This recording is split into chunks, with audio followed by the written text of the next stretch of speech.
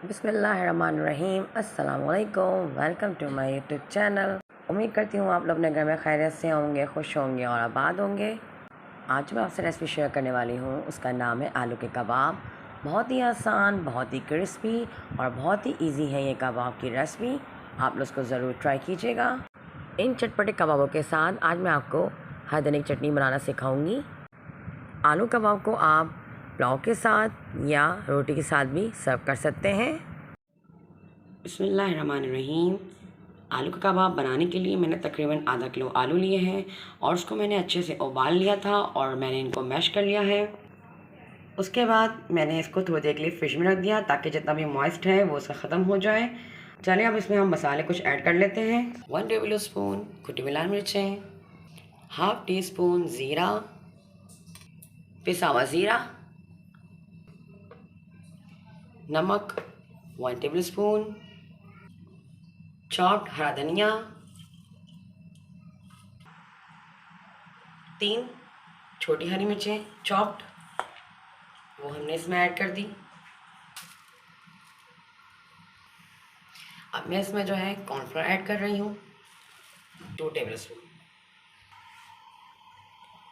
इन सब चीज़ों को ऐड करके अब मैं इसको मिक्स कर लूँगी और मैं इसमें प्याज ऐड नहीं कर रही। ये इन्हीं मसालों में बहुत ज़बरदस्त जो है हमारे आलू के कबाब बन जाएंगे।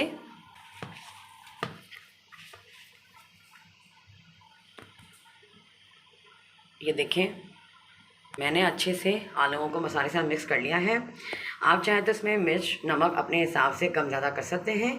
कम मसालों में बहुत ज़बरदस्त ये हमारे आलू के कबाब बनते हैं। नेक्स्ट स्टेप, इनको फ्राई करना है कबाब बनाकर। इस तरीके से हम कबाब बना लेंगे। अब मैं सारे कबाब बनाकर आपको दिखाऊंगी, फिर हम इनको फ्राई करेंगे। ये देखें, हमने आलू के कबाब बना लिए हैं और अब जो है मैं इनको अंडे में डिप करके फ्राई करूँगी। मैं आपको दिखाती हूँ कैसे हम इनको फ्राई कर रहे हैं।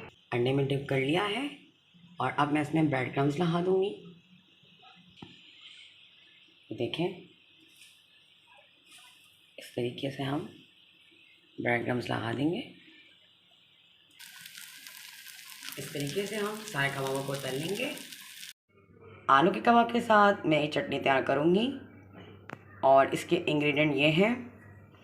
तकरीबन मैंने एक बंच मैंने हरा धनिया का लिया है, उसके साथ मैंने 2 से 3 जो है बड़ी हरी मिर्चें ली हैं मोटी वाली, और तकरीबन ये 4 से 5 अदद जो है मैंने लहसुन के जवे लिए हैं। इनको हम सिल पर पीस लेंगे। चटनी हमने पीस ली है, मैंने इसमें नमक भी ऐड कर दिया है और अब मैं इसमें 1 नींबू का रस डाल दूँगी। अभी हम इसके बीजे निकाल लेंगे।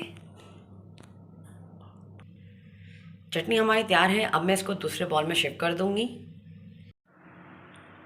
हमारे ज़बरदस्त से और मज़ेदार किस्म के आलू के कबाब तैयार हैं। ये देखें इसकी फाइनल लुक।